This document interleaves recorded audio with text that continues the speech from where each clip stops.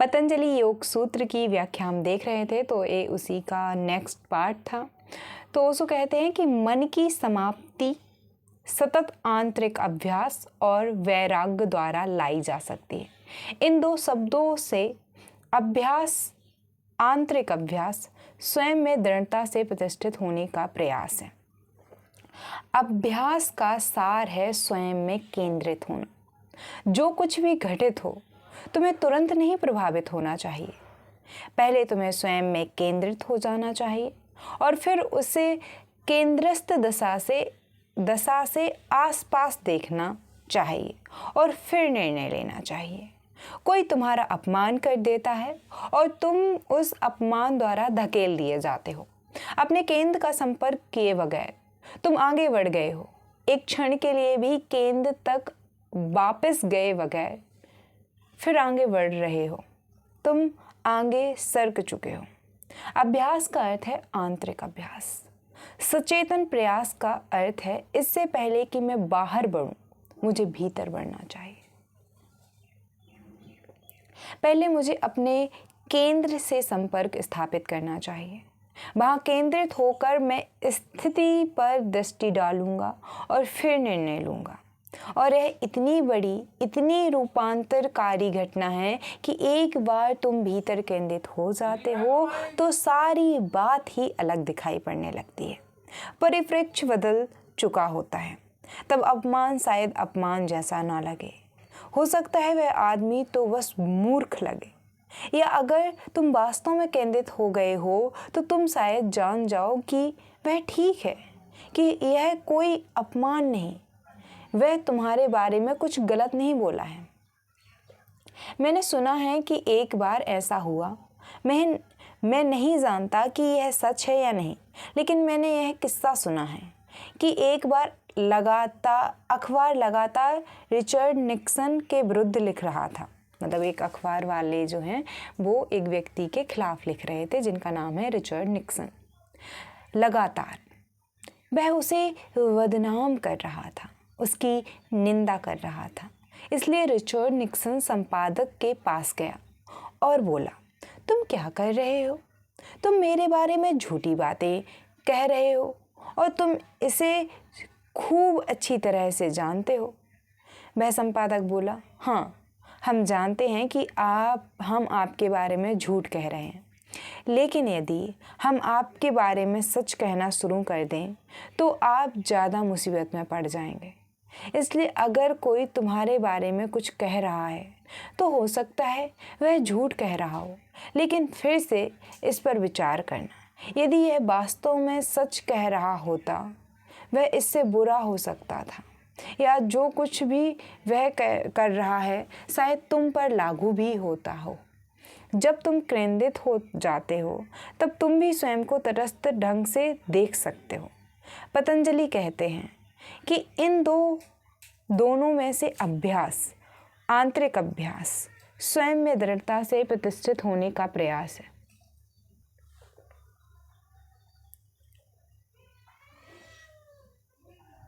पतंजलि कहते हैं कि इन दोनों में से अभ्यास, आंतरिक अभ्यास स्वयं में दृढ़ता से प्रतिष्ठित होने का प्रयास है। कार्य में बढ़ने से पहले किसी किस्म का कार्य, तुम स्वयं के भीतर उतरो। पहले भीतर प्रतिष्ठित हो जाओ एक क्षण के लिए भी, और तुम्हारा व्यवहार समग्र रूप से अलग होगा। वही पुराना बेहोश ढांचा नहीं हो सकता, वह कुछ नया ही होगा। वह एक जीवंत प्रति संवेदन होगा। इसलिए इसे ज़रा प्रयोग करना। जब कभी तुम अनुभव करो कि तुम कोई कार्य या व्यवहार करने वाले हो, पहले भीतर उतर जाना। अब तक तुम जो कुछ भी करते रहे हो वो रोबोट जैसा, यंत्र मानव जैसा बन गया है, यंत्रवत मशीन की तरह। तुम इसे दोहराए भर चक्र में लगातार किए चले जा रहे हो। अगर तुम 20 दिन तक एक डायरी में हर चीज़ बस पूरी तरह से लिख लो जो सुबह से शाम तक घटित होती है, तो तुम ढांचे को देख पाओगे। तुम मशीन की भांति चल फिर रहे हो, तुम आदमी नहीं हो। तुम्हारे प्रति संवेदन मुर्दा है। तुम्हारे प्रति संवेदन मुर्दा है। जो कुछ भी तुम करते हो पहले से अनुमानित होता है, और अगर तुम गहरे उतरकर अपनी डायरी को ध्यान से जांचो तो हो सकता है तुम ढांचे का अर्थ निकाल पाओ। उदाहरण के लिए, ढांचा ऐसा हो सकता है कि हर सोमवार को तुम क्रोध में हो, हर इतवार को तुम काम वासना महसूस करो, हर शनिवार को तुम लड़ रहे हो, या सुबह शायद तुम अच्छा अनुभव करते हो, दोपहर में हो सकता है तुम दुखद अनुभव करो, और शाम तक तुम सारे संसार के विरुद्ध हो जाते हो। तुम ढांचे को समझ सकते हो, और एक बार तुम ढांचे को समझ लेते हो तो बस तुम देख सकते हो कि तुम रोबोट की तरह यंत्रवत कार्य कर रहे हो। यंत्रवत हो जाना ही दुख है। तुम्हें बोधपूर्ण होना है, कोई यांत्रिक चीज़ नहीं है। गुरुजरफ कहा करता था, जैसे कि आदमी है वह एक मशीन है। तभी तुम मनुष्य बनते हो जब तुम होशपूर्ण बनते हो। स्वयं से दृढ़ता से स्थिर होने का यह सतत प्रयास तुम्हें बोधपूर्ण बना देगा, तुम्हें गैर यांत्रिक बना देगा, तुम्हें अनुन्मेय बना देगा, अनप्रेडिक्टेबल बना देगा, तुम्हें मूक बना देगा। तब कोई तुम्हारा अपमान कर सकता है और तुम फिर भी हंस सकते हो। उससे पहले तुम कभी नहीं हंस रहे हो जब यह घटित हुआ है। कोई तुम्हारा अपमान कर सकता है और तुम उसके प्रति कृतज्ञ हो सकते हो। कुछ नया उत्पन्न हो रहा है। तुम अपने भीतर एक सचेतन अस्तित्व निर्मित कर रहे हो। क्रियाशील होने का अर्थ है बाहर की ओर बढ़ना, दूसरों की ओर चलना, स्वयं से दूर जाना। हर क्रिया स्वयं से दूर जाना। क्रिया में चले जाने से पहले, इससे पहले कि तुम दूर जाओ, पहली बात यह करनी है कि एक बार गौर से देखो, संपर्क बनाओ और डुबकी लो अपने आंतरिक अस्तित्व में। पहले स्थिर हो जाओ। हर कर्म के पहले वहाँ एक क्षण ध्यान को होने दो। यह अभ्यास है। जो कुछ भी तुम करो उसे करने से पहले अपनी आंखें बंद कर लो, मौन बने रहो, भीतर उतरो, तटस्थ बन जाओ, अनासक्त, ताकि तुम प्रेक्षक की तरह देख सको। पक्षपात शून्य, जैसे कि तुम सम्मिलित ही नहीं हो, तुम केवल एक साक्षी हो। और फिर आगे बढ़ो। एक दिन सवेरे सवेरे मुल्ला नसरुद्दीन की पत्नी मुल्ला से बोली, रात को जब तुम सोए थे तो तुम मेरा अपमान कर रहे थे, तुम मेरे विरुद्ध बात कर रहे थे, मेरे विरुद्ध गाली दे रहे थे। तुम्हारा मतलब क्या है? तुम्हें साफ बताना होगा। मुल्ला नसरुद्दीन कहने लगा, पर किसने कहा कि मैं सोया था? मैं सोया हुआ नहीं था। यही है कि जो बातें मैं कहना चाहता हूँ मैं दिन में नहीं कह सकता। मैं इतना अधिक साहस इकट्ठा नहीं कर सकता। अपने सपनों में, अपने जगने में तुम लगातार कुछ बात कर रहे हो, लेकिन वे बातें चेतन स्वप्न से नहीं की जाती हैं। यह तो ऐसा है जैसे कि उन्हें करने को तुम मजबूर किए जा रहे हो। तुम्हारे सपनों में भी तुम मुक्त नहीं हो, और यह सतत यांत्रिक व्यवहार बंधन है। तो स्वयं में स्थिर कैसे हो?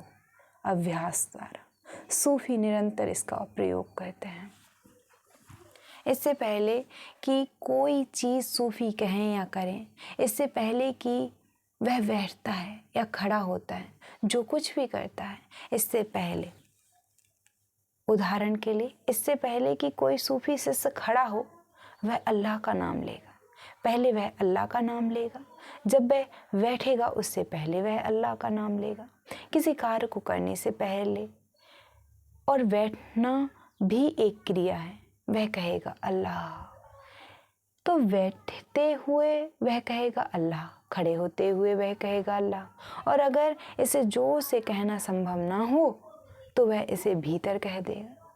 हर कार्य अल्लाह के स्मरण के साथ किया जाता है, और धीरे धीरे यह स्मरण एक सतत अवरोध बन जाता है इसके और क्रिया के बीच। एक विभाजन, एक खाली जगह।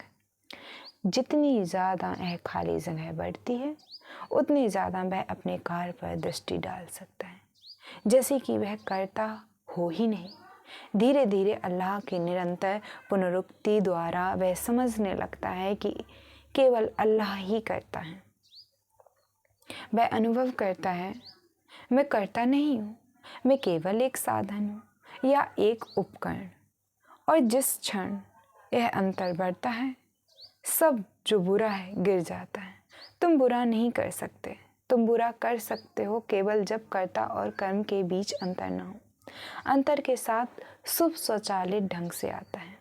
जितना बड़ा अंतर करता है और कर्म के बीच हो, जितना बड़ा अंतर कर्ता यानी करने वाले और कर्म के बीच हो, उतनी ज़्यादा अच्छाई वहाँ होती है। जीवन एक पवित्र घटना बन जाती है। तुम्हारा शरीर एक मंदिर बन जाता है और कोई भी चीज़ जो तुम्हें जागरूक बनाती है, तुम्हें भीतर ठहरा हुआ बनाती है, अभ्यास है। तो आगे इसको हम पढ़ेंगे, जिसमें हम देखेंगे इन दोनों में से अभ्यास आंतरिक प्रयास है, स्वयं में दृढ़ता से स्थिर होने का, बिना किसी व्यवधान के, श्रद्धा से भरी निष्ठा के साथ लगातार लंबे समय तक इसे जारी रखने से यह दृढ़ अवस्था वाला हो जाता है। अब यहाँ पे मैं कुछ अपना एक्सपीरियंस शेयर करना चाहती हूँ। देखिए, मुझे नहीं पता बाय नेचुरली ऐसा कैसे हुआ, पर बचपन से मैं कुछ भी करती थी तो गायत्री मंत्र पूरा पढ़ने की मेरी आदत थी। मैं बस में बैठ रही हूँ तो मैं मंत्र बोल रही हूँ, मैं नहाने जा रही हूँ तो मैं मंत्र बोल रही हूँ। तो जैसे सबका बचपना जो होता है वो थोड़ा सा ऐसा होता है कि उन्हें मटेरियलिस्टिक चीज़ें आकर्षित करती हैं। मेरा बचपन उल्टा था। जैसे कहते हैं ना कि एक एज होती है कि पहले मतलब कि वो है ना अर्थ काम मोक्ष, वो एक 4 चीज़ों का एग्जैक्टली मुझे अभी ध्यान नहीं आ रहा है, लेकिन ऐसा कहा जाता है ना कि सबसे पहले इंसान को चाहिए कि अर्थ, धर्म, कर्म, मोक्ष। सो अर्थ, काम, कर्म, मोक्ष, ऐसा कुछ। तो मेरे केस में वो उल्टा था। मुझे बचपन से मैं थोड़ी सी धार्मिक थी, ये कह सकते हैं, थोड़ा फेथफुल इंसान थी। मतलब ईश्वर पे हद से ज़्यादा विश्वास करना कि जो भी होगा अच्छा होगा, जो हो रहा है अच्छा हो रहा है, और जो भी होता है मेरे साथ सब कुछ अच्छा होता है। इस तरह की कि मैं एक इंसान थी। मतलब मेरे पिताजी 5 वर्ष की उम्र में हमें छोड़कर चले गए। पर ये नेगेटिव एक चीज़ थी, बहुत नेगेटिव थी, लेकिन मेरे हाथ में क्योंकि इसमें कुछ नहीं था, तो मेरे सोचने का तरीका कैसा होता था मैं वो बताती हूँ कि जो भी होता है अच्छे के लिए होता है। और क्योंकि मेरे डैडी की डेथ थोड़ी इस तरीके से हुई थी कि चांस थे कि वो कभी आ सकते हैं वापस, क्योंकि जैसा बिहेवियर उनका था तो उन्हें मतलब कि गृहस्थ जीवन में कुछ खास दिलचस्पी नहीं थी, शादी वो करना नहीं चाहते थे। और उनकी डेथ के बाद भी बहुत लोग कहते रहे कि वो साधु संत सन्यासी बनने के लिए कहीं दूर चले गए। तो एक पॉसिबिलिटी थी कि कभी ज़िंदगी में वो वापस आ जाएंगे। तो मैंने कभी ये एक्सेप्ट नहीं किया था बचपन में, या मैं कहूँ 15-20 साल की उम्र तक एक कहीं ना कहीं दबी हुई सी उम्मीद थी कि वो वापस आएंगे। तो 5 साल की उम्र में सब कहते थे कि वो नहीं रहे हैं, बट मैं ये मानती नहीं थी। मेरे पिताजी ने मुझे गायत्री मंत्र सिखाया था और मैं बहुत ज़्यादा गायत्री मंत्र बोलती थी। तो ये जो कहा ना, वो सुने कि जब आप एक खालीपन का जो चीज़ होती है ना कि 2 चीज़ों के बीच में एक खालीपन आ जाता है, जब आप बैठ रहे हो तब भी आप वो कह रहे हो, खड़े हो रहे हो तब भी, जैसे कि सूफ़ी करते हैं, तो कुछ वैसा ही हाल था। मतलब बैठे उठने में इतना तो नहीं, लेकिन दिन में कम से कम हज़ारों नहीं तो 100 बार से ऊपर किसी ना किसी वजह से मैं गायत्री मंत्र बोलती थी। और जब मैं बोलती थी तो मैं बहुत जागरूक होती थी। दूसरी जो चीज़ मुझे सिखाई गई थी, मेरे पिताजी 1-1 घंटे तक एक जोत देखते थे पूजा करते हुए। वो गायत्री माता की पूजा करते थे और घंटों घंटों तक पूजा करते थे। 1 घंटे पूजा करते थे, 1-2 घंटे पूजा करते थे, उसमें से 1 घंटे केवल एक जोत हुआ करती थी, उसको देखते थे।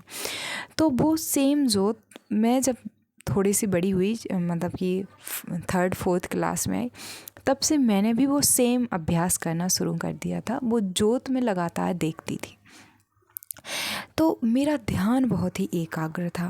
मैं बहुत ही एक डिसिप्लिन स्टूडेंट रही हूँ। आज तक के कभी भी किसी टीचर ने डिसिप्लिन के लिए मुझे वो नहीं किया है। लेकिन जैसे वो कहते हैं कि अगर आप बहुत ही अनुशासन में रहते हो तो ये बहुत अच्छी बात नहीं है।